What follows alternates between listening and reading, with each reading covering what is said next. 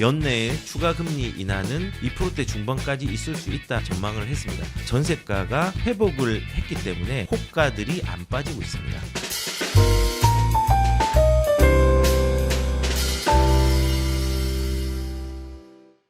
이런 시기에는 대출의 추이도 잘 살펴봐야 됩니다. 지금같이 사람들이 어렵다 할 시기에는요, 우리는 이 대출은 수요를 확대시키는 역할을 하는데 지금 현재 수요가 확대되고 있는 상황으로 저는 판단이 되어집니다. 왜냐하면 작년에 얘기했죠. 올해 초가 되면은 이제 대출이 풀릴 거라고. 풀리고 있습니다. 어떻게 풀리느냐? 우선 첫 번째는 대출의 가상금리를 지금 내리고 있습니다.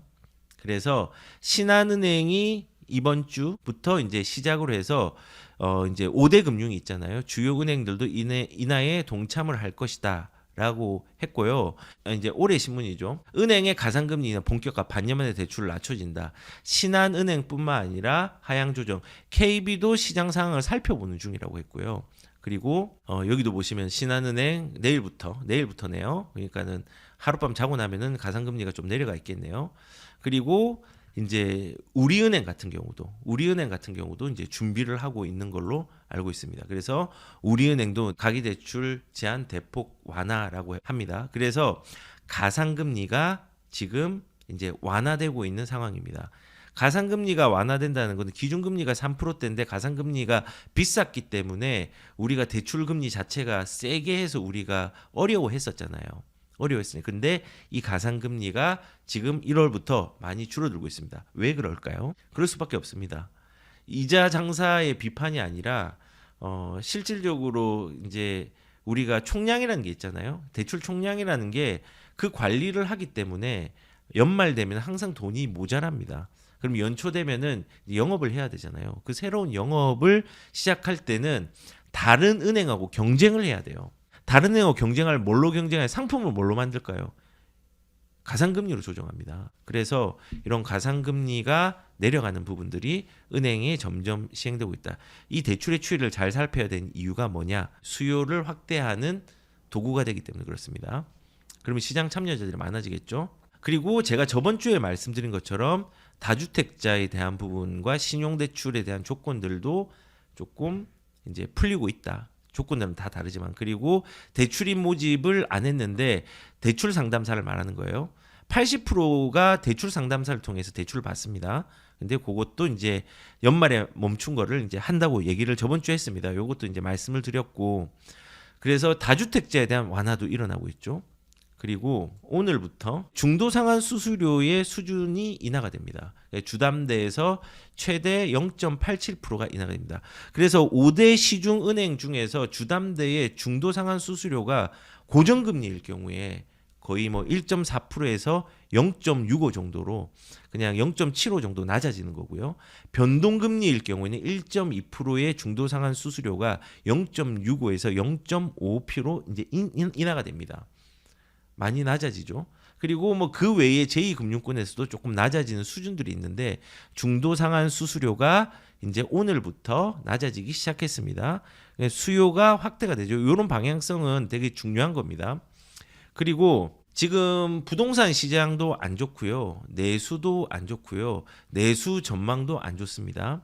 그러면은 내수 전망이 안 좋고 주택 시장에 대한 거래가 안 좋으면요 세수에 문제가 생기기 때문에 일단은 작년에 부동산을 먼저 잡고 대출을 막아버렸죠. 잡은 다음에 금리를 내렸죠. 왜냐하면은 부동산이 올라가는 상황에서는 금리를 내려버리면은 이거 투기 시켜주는 거 아니냐라고 문매를 맞을 거기 때문에 조금 안타까운 방법이지만은 강제적으로 대출을 막아버려가지고 많이 좁혀놔가지고 시장의 거래량들을 좀 줄여놨죠. 그리고 금리를 인하했습니다. 근데 내수가 안 좋죠. 내수가 안 좋기 때문에 우리가 부동산 자체만으로 이게 뭐 떨어진다 올라간다에 대한 부분들을 정부에서는 고려하는 게 아니라 내수도 고려를 합니다. 근데 내수가 계속 안 좋고 전망도 안 좋잖아요. 그렇기 때문에 이제 토지주택공사 연구원에서 새해 경기 전망은 연내에 추가 금리 인하는 2%대 중반까지 있을 수 있다라고 이제 전망을 했습니다. 기준금리입니다. 이 기준금리가 아까 은행에서 내려간 가상금리랑 합쳐져 가지고 이제 대출금리가 되는 거죠. 그래서 이렇게 지금 시장의 방향성이 있습니다. 그런데 이제 이런 얘기를 하시는 분들이 있을 수 있습니다. 아니 지금 그 금리가 내려가고 중도상환 수수료 없어지고 이제 다주택자에 대해서도 완화를 하는데 뭐 이자도 줄어들고 근데 지금 7월부터 올해 7월부터 DSR 3단계를 이제 적용을 하면은 금리가 내려가는 게 소용이 있느냐? 아니 대출이 줄어드는데 근데 저는 이게 완충 역할을 할 것 같아요. DSR 1단계를 작년 2024년도 2월 달에 시행을 했을 때 가격들은 떨어지지 않았습니다. 거래량이 많이 늘어났습니다. 그때도 규제를 했는데도. 그런데 2단계를 했을 때는 거래량들이 축소됐습니다. 그런데 비단 이거는 DSR 2단계 때문에 축소된 게 아니라 2단계 그리고 탄핵에 대한 국면 그다음에 대출 정책으로 대출을 못하게 막는 정책들이 결합되어서 시장에 있는 거래량들이 줄어든 거지 비단 DSR 2단계 때문에 줄어든 게 아닙니다. 그래서 저는 어떻게 생각하냐 작년 2월 달처럼 DSR 3단계가 2025년 7월 1일부터 확정이 되어서 시행이 된다고 하더라도 그 이전에 기준금리가 내려가서 대출을 할 수 있는 범위가 커지고 가상금리가 내려가서 금리의 인하의 효과들이 대출금리에도 적용이 된다고 하면은 대출을 할 수 있는 폭들은 확대가 되거든요. 우선 확대가 되는 데서 DSR 3단계를 맞이하면요. 이게 서로 완충 역할을 할 거라는 생각이 듭니다. 그래서 DSR 3단계가 세긴 하지만은 하반기는 또 어떻게 될지 모르지만은 그래도 이제 거래량을 막을 만큼의 DSR 3단계의 방향이 시장에 스며들 것 같지는 않다라는 생각을 가져봅니다. 그리고 설령 이제 이거는 모르기 때문에 설령 이게 조금 영향을 받는다고 하면요 거꾸로 이렇게 생각하셔야 됩니다. 투자라는 건요 365일 할 수 있는 겁니다. 다만 우리가 보편적인 상황을 보고 우리가 용기를 못 내는 게 되게 많을 뿐이에요. 집값이 급하게 올라가면 어떡합니까? 무서워서 못 사죠. 추격 매수 할 수 있습니까? 못 삽니다. 근데 추격 매수보다 더 무서운 게 하락입니다. 하락이 끝나지 않은 상황에서 집을 사려고 하면 기다립니다. 그 기다리다가 다시 이제 터닝 포인트를 딱 찍고 올라가면요. 그러면은 또 떨어지겠지 하고 기다립니다. 그러다가 안 떨어지면은 올라가네 이렇게 얘기합니다. 조금 떨어지면 거봐라고 하면서 더 내려갈 거야. 그 전 가격들을 기대합니다. 그러면서 또 안 삽니다. 그러다가 이제 급등을 하면은 아이고 큰일 났네 하면서 무서워. 이번 기회는 놓쳤네. 다음에 사지. 하면서 이게 반복이 되는 겁니다. 그래서 우리는 투자라는 건요. 언제든지 할 수 있습니다. 근데 이 언제든지라는 게 무조건 입지만 보는 게 아니라 시장의 상황과 입지와 내 개인의 전망들이 결합이 돼야 되는 겁니다. 예를 들어서 이런 거예요. 이 세 개가 왜 중요하냐면 시기, 그 다음에 입지, 내 개인의 형편 이 세 개가 굉장히 중요합니다. 왜냐하면 비유를 들면은 10만 원짜리 수표가 있습니다. 10만 원짜리 수표를 33,300원씩 나누려고 이거를 가위로 세 조각을 딱 3등분 했습니다. 그 수표가 가치가 있나요? 없나요? 가치가 없거든요. 이게 찢어지지 않고 그 세 조각이 아닌 하나로 결합되어 있을 때 그 수표의 가치들이 10만 원의 가치로 발현이 되는 겁니다. 부동산도 마찬가지입니다. 시기적인 부분이 한 파트가 있고 그 다음에 입지적인 부분이 한 파트가 있고 이러한 부분들을 잘 결합할 수 있도록 내 개인의 형편들을 살펴봐야 됩니다.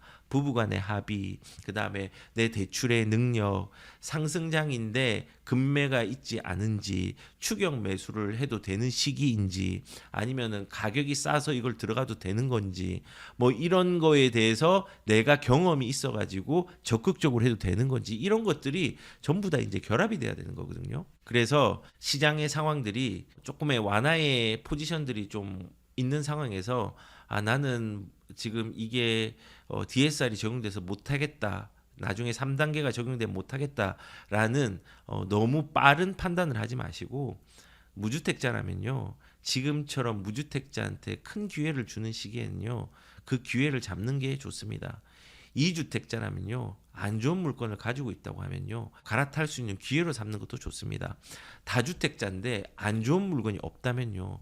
다주택으로 다 가져가는 것도 나쁘지 않습니다. 다 전망이 다른 거거든요. 입지에 따라서, 내 상황에 따라서, 그리고 시기에 따라서. 그래서 우선 지금 사람들이 이제 그런 얘기도 하잖아요.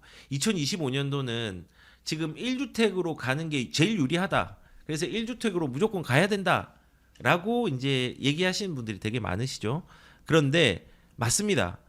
왜냐하면 만약에 지금 이제 정권이 안 바뀔 것 같습니다. 저는 그렇게 안 바뀔 것 같은데 바뀐다면 제일 이제 힘든 시기를 겪어야 되는 사람들이 다주택자이기 때문에 세금적으로도 취득세에 대한 부분들, 양도세도 많이 매길 거고, 종부세라든지 국토보유세도 올릴 거고, 갭 투자 못하게 할 거고, 엄청나게 괴롭힐 거예요. 제가 생각할 때는 문재인 정부의 10배로 괴롭힐 것 같아요. 그렇게 되면 다주택자들이 체력이 약한 사람은 다 떨어져 나가거든요. 그래서 그게 무서워서 똘똘한 한 채로 가야 된다. 그게 무섭기 때문에 사람들이 똘똘한 한 채로 모이려고 한다라고 얘기를 하고 있습니다. 그 말이 맞는 말입니다. 그렇지만은 내가 지금 집이 10채가 가지고 있는데 그 10채를 다 팔아서 똘똘한 한 채로 간다. 이거는 틀린 말입니다. 내가 지금 이미 2010년도에 집을 5채가 있었고 그걸 잘 유지하다가 이 어려웠던 문재인 정부 시절에 2018년도, 19년도, 20년도까지 21년도까지 잘 극복을 했는데 이제 또 문재인 정부가 들어와 가지고 1주택이 유행한다고 하니까는 그 다주택들을 다 팔아버리고 10개를 다 팔아버리고 1주택으로 간다? 그거는 잘못된 선택이죠. 이거는 내 포지션을 정확하게 이해 못하는 겁니다.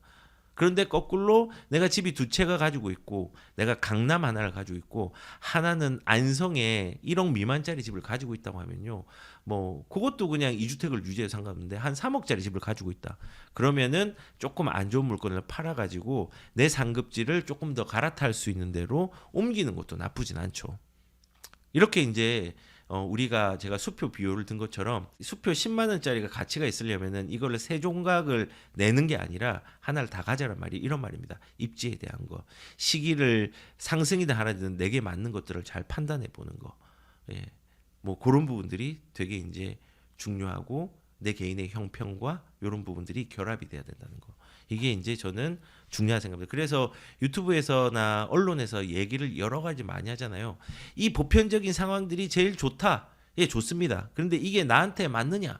이거를 꼭 한번 따져보고 갔으면 좋겠다라는 생각을 가져봅니다. 그리고 혹시 이 그림 아십니까? 악마의 편집. 여기 보시면은 피의자가 있고 피해자가 있잖아요. 그런데 미디어에서 필터링을 자기 구미에 맞게 하려고 하면은 여기 보시면은 거꾸로 지금 이 피해자가 피의자로 변모하고 있고 피의자가 피해자로 변모될 수 있습니다. 이거를 미디어에서 이런 식으로 해석하고 편집할 수 있다는 겁니다. 그렇기 때문에 우리는 언론의 해석의 오류를 필터링하지 않고 하는 이 오류들을 우리가 잘 구분하고 솎아낼 수 있는 상황들로 우리의 기준들을 만들어야 된다고 저는 생각을 합니다. 제가 이제 왜 이런 얘기를 하느냐. 서울의 아파트 평균 거래가가 10억 밑으로 드디어 내려갔다. 와, 우리가 알기로는 평균 거래가가 12억하고 13억하고 가까이 갔었는데 이거 지금 10억 밑으로 내려가고 강남도 1, 2억씩 하락을 했네. 야, 이거 이제 큰일 났다. 이제 집값 망해버렸네. 이제 본격적인 하락이 진짜 맞구나. 예, 뭐 하락이 될 수도 있고 안 될 수도 있지만은 저는 늘 주장을 하고 말씀을 드리고 싶은 게 하락을 예측하지 말고 상승도 예측을 뭐 구체적으로 할 수는 없습니다. 우리가 그 상승이 언제 될지 모르기 때문에 우리가 그 상승을 위해서 작은 가격, 싼 가격에 부동산을 대응하기 위해서 매수를 하는 거고 거꾸로 하락이 되면은 상승을 준비하기 위한 과정에서 그것들을 도구로 활용하는 것이지 그것들을 예측해 가지고 정확하게 언제 할 것이다 이건 아무도 모릅니다. 그런데 우리가 그런 와중에 미래가 불확실성이 있고 불투명하다고 얘기할 수 있는 언론의 어떤 필터링 없는 오류들이 자칫하면 우리한테 이게 사실이구나라고 받아들일 수 있기 때문에 제가 이 얘기를 하는 겁니다. 자, 그러면은 서울 아파트 평균 실거래가가 10억 밑으로 맞습니다. 액면으로 맞습니다. 해석적으로는 틀렸는데 오류가 있는데 액면으로 맞습니다. 강남도 1, 2억 하락. 왜 그러냐? 뭐 이제 이러면서 또 겁을 주죠. 원희룡이 말한 그때가 왔다. 서울 아파트 중과값이 10억이 붕괴되었다. 와, 진짜 무섭지 않습니까? 예, 어유 무서워. 진짜 이렇게 할 것 같습니다. 그런데 우리가 여기에서 좀 알아야 될 게 있습니다. 평균 실거래가를 해석할 때 우리가 어떤 걸 알아야 되냐면요. 이제 첫 번째는 평균 실거래가라는 금액은요, 말 그대로 평균입니다. 평균입니다. 그리고 이게 문제가 뭐냐면요. 10억 이하로 내려간 건요. 지금 거래된 물건들을 평균을 낸 겁니다. 그러니까는 서울에 있는 시가총액들을 전체를 나눠서 평균을 낸 것도 아니고 어떤 거는 고가의 주택들이 거래가 될 수 있고 어떤 거는 저가의 주택들이 거래가 될 수 있잖아요. 근데 이 신문을 보면요. 12일 동안에 거래된 그러니까 1월 1일부터 어제까지 총 거래된 거를 비교를 어디로 했느냐? 작년 12월 달 전체의 거래랑 비교를 해버렸습니다. 그래서 얼마 전까지는 11억, 12억이었는데 지금은 9억이 되었다라고 이제 얘기를 하는 거예요. 이게 왜 오류냐면은 요거를 보여드리면은 편할 수 있습니다. 서울 같은 경우는 여기 보시면은 지금 9억대로 10억 이하로 내려갔죠. 여기가 10억 이하로 내려간 9억 9천만 원으로 내려갔습니다. 근데 그 전달은 11억 3천만 원이었어요. 평균 거래 금액이. 이게 말한 것처럼 시가총액의 평균을 낸 게 아니라 그냥 거래된 금액의 평균을 낸 거예요. 그러면은 거래가 작거나 고가 주택이 조금은 거래량이 줄어들면은 이게 확 내려가거든요. 그래서 보시면은 서초 같은 거 볼게요. 지금 16억 2천으로 내려가 있어요. 지금 그전에는 26억인데 그러면 이거 10억이 내려간 건가요?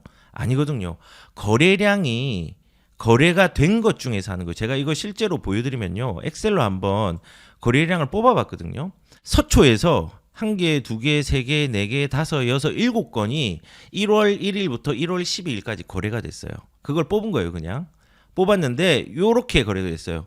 24억짜리 방배 아트자이가 제일 비싸게 거래가 되었고 어떤 거는 9억 4천에도 거래가 됐네요. 9억 4천에도. 그래서 이 7개를 싹 더하니까는 여기 제가 일부러 이렇게 다 더했어요. 다 더해보니까 요 가격이 나와요. 그리고 요 가격에 이 7개를 나누기 하니까 16억 2,700만 원이 평균이 된 거예요.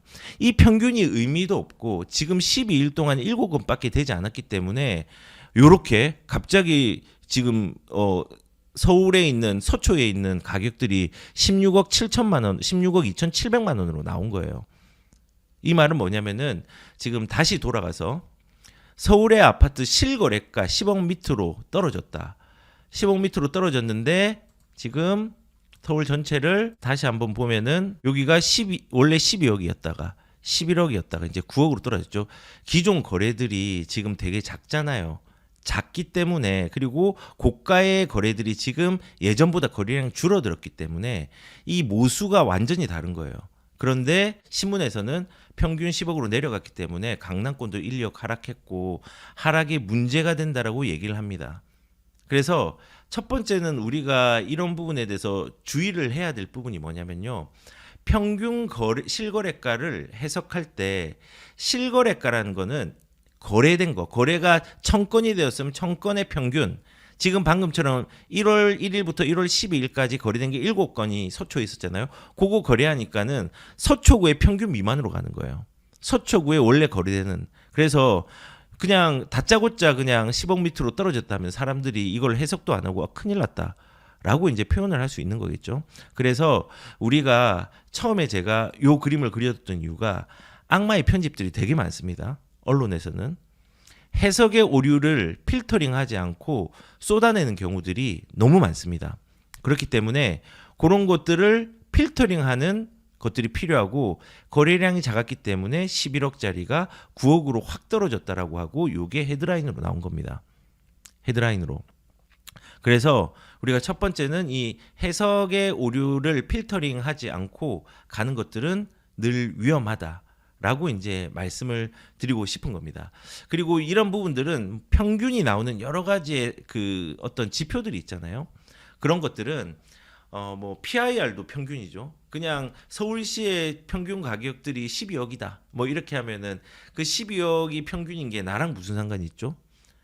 평균은 내게 맞는 전망을 전달해주지 않습니다. 그래서 단순하게 이거는 시장 상황이 어떻구나라는 참고사항을 전달해주는 과정에 있는 거지, 시장 상황 전체가 나한테 맞는 내 전망을 전달해주는 것이 아니라는 것들을 우리가 신문을 보면서 조금은 이해하고 가시는 게 필요합니다. 그리고 두 번째, 이런 실거래가에 대한 부분들은 거래량하고 비슷하게 움직입니다. 그래서 평균 실거래가는요, 거래량하고 비슷하게 움직여요. 거래량이 좀 많이 떨어지거나 많이 없을 때는 가액 자체가 금매 위주로 소진되거나 비싼 것보다는 중위나 하위권 먼저 거래가 되거든요. 그러니까는 이 평균 실거래가 가격들이 또 떨어질 수 있는 거죠. 근데 재밌는 걸 알려드릴까요? 지금 보시면은 이제 1월인데 작년보다 2억 떨어졌다. 전국 매매가 거래량 동시에 하락. 이제 이런 부분들이 실거래가, 평균 실거래가에 반영이 된 건데, 재밌는 사실은요, 시장에 가보면요, 호가는 떨어지지 않았습니다. 호가들은 방어를 엄청나게 잘하고 있습니다. 왜 그럴까요? 이제 전망적인 측면에서 볼 때 내년에 다 아시는 것처럼 공급 감소가 있죠. 입주 물량에 대한 감소도 있죠. 그래서 미래의 전망 자체가 여러 가지 수요와 공급에 대한 불균형이 일어나기 때문에 가격이 조금은 올라갈 가능성이 있다라는 유주택자들의 희망이 있어서 우선은 첫 번째는 전망 측면에서 그 가격들을 내리지 않고 좀 버티고 있는 겁니다. 실제적으로 거래량 그래프를 보면요, 거래량이 진짜 많이 빠졌어요. 거래량들이 쭉 이렇게 지금 이게 보시면 10월 달이 초록색이고 11월 달이 파란색이고 그다음 12월 달이 보라색입니다. 지금 거래량의 추이 자체는요, 12월 달이 11월 달보다 낮고 10월 달보다 더 낮아요. 그리고 요거는 이제 1일부터 이제 15일까지의 거래량, 그러니까는 11월 달, 12월 달, 그다음에 1월 달. 근데 되게 재밌는 사실은 1월 달의 거래량이 12월보다 갑자기 빨라지기 시작했습니다. 1월의 거래량. 이거는 아직까지 11월까지 가서 정확하게 우리가 측정이 되어 봐야 알겠지만은 지금 초반에는 12월 달보다 거래량이 조금 추이가 낮다가 1월 달 중순 1월 7일 이후부터는 거래량이 12월보다 조금 빨라지기 시작했습니다. 이게 어떻게 격차를 벌일지 모르겠지만요, 1월 달도 비수기는 맞습니다. 지금 12월 달 거래가 완벽하게 통계가 집계되지 않았으면은 요것도 3,000건 미만으로 나올 겁니다. 12월 달도 아마 한 800건 정도, 800건에서 900건 사이 그 정도 나올 것 같은데, 1월 달 같은 경우는 이제 12월보다는 조금은 더 올라갈 가능성들은 지금 추이로 봐서는 좀 있다고 생각을 합니다. 그리고 대출이 지금 풀린 상황이잖아요. 대출이 조금 풀리고 있는 상황입니다. 가상금리가 내려가고 중도금 상환 수수료가 반으로 이제 절감이 되고, 그 다음에 주담대에 대한 제한들을 조금 풀어주고, 그 다음에 금리에 대한 전망들도 내수를 살리기 위해서 내려야 된다라는 방향성도 생기고 여러 가지가 생기기 때문에 아마도 상반기가 시장이 좋지는 않을 거지만은 상반기 이후에는 조금의 방향성들이, 거래량들이 1월 달보다 2월 달이 많아지고, 혹시 2월 달보다 3월 달이 많아진다면 그때는 우리가 지금은 좀 저점에 있었구나, 그리고 이게 추이가 어떻게 끝까지 갈지 모르겠지만은 무주택자라면 집을 사는 방향성을 잡아야 되겠구나, 갈아타기를 하려고 하면 갈아타기 기회도 될 수 있겠구나라고 이제 해석을 하면서 가시는 게 저는 좋다고 생각합니다. 그러면 다시 돌아와서 이렇게 이제 거래량에 대한 부분들이 조금은 많이 절대적으로는 줄어들었고 1월 달은 좀 올라가는 추이가 있는데, 평균 실거래 가격들은 아직까지 실제로 집계된 양이 작기 때문에 이게 전체 가격을 떨어뜨렸다라고 신문에 나온 것처럼 그렇게 해석을 하면 안 된다고 했습니다. 그런데 지금 시장은 가격들이 떨어져 있는 것은 사실입니다. 떨어져 있는 건 사실이고 보합의 형태로 가고 있는 것도 사실입니다. 그러니까 시장이 안 좋다는 거죠. 근데 재밌는 사실은 호가들이 안 빠지고 있습니다. 호가들이 아까 말한 것처럼 유주택자들이 버틸 희망을 가격적인 부분이 내리지 않을 거라는, 왜냐하면 공급 감소, 물량 감소, 이런 미래의 전망에 대해서 그래도 상향을 할 수 있다는 기대감 때문에 호가들은 첫 번째는 빠지지 않습니다. 그래서 지금 보면은 전문가들도 공급 부족 시장의 영향으로 대책 마련이 시급하고, 그다음에 입주 물량이 20% 감소를 하고, 뭐 이런 신문들. 그다음에 2025년도 1월 분양이 전년 대비해 가지고 56% 감소하고 아파트 공급 부족 현상이 이제 현실화되는 것인가라고 하니까 지금 유주택자들은 버틸 희망으로 가격을 내리지 않는 겁니다. 왜 버틸 희망을 가지지 않느냐? 급하지 않기 때문에 그렇습니다. 왜 급하지 않을까요? 역전세 매물이 거의 사라졌습니다. 이제 전세가가 2022년 하반기 2023년 대비해 가지고 전세가가 많이 올라왔거든요. 아니 그럼 2021년도 하반기랑 2023년도 2021년도입니다. 2021년도 하반기랑 2023년도 초반에 하락으로 이어졌는데 요게 2년이 지나면 2025년 초가 되죠. 그러면은 이 하락의 끝까지 와서 2년이 지난 시점이 올해입니다. 그 말은 뭐냐면은 이제는 역전세를 방어 못 해가지고 급하게 매도하는 사람들이 적어졌다는 겁니다. 역전세는 그래도 좀 있지만은 예전처럼 전체적인 시장을 흔들 문제와 이슈는 아니라는 겁니다. 그래서 만약에 2021년도에서 2023년도 초반까지 하락대에 전세를 맞춘 사람이 있다고 가정을 할게요.